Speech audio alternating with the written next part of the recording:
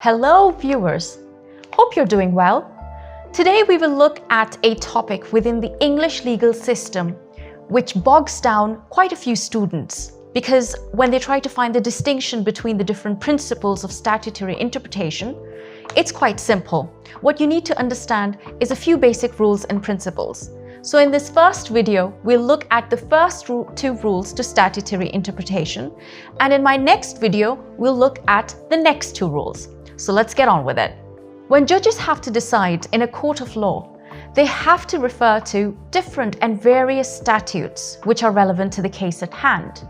However, the same statute can be open to multiple interpretations, making the task a bit tedious.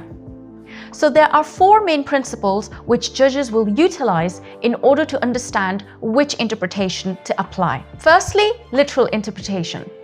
When the words used in a statute are plain and simple, which means that they are open to only a single interpretation, they are clear and unambiguous.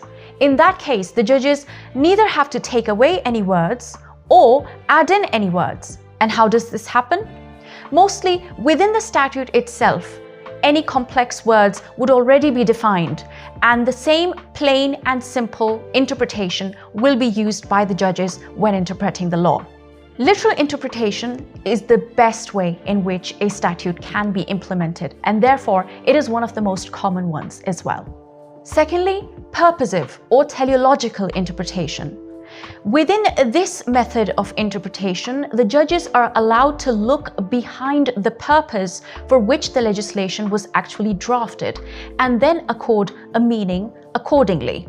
So in effect, judges are allowed the flexibility to develop the law in line with the intention of the legislators when they were drafting the law. So what we have is precedence to Parliament's intention.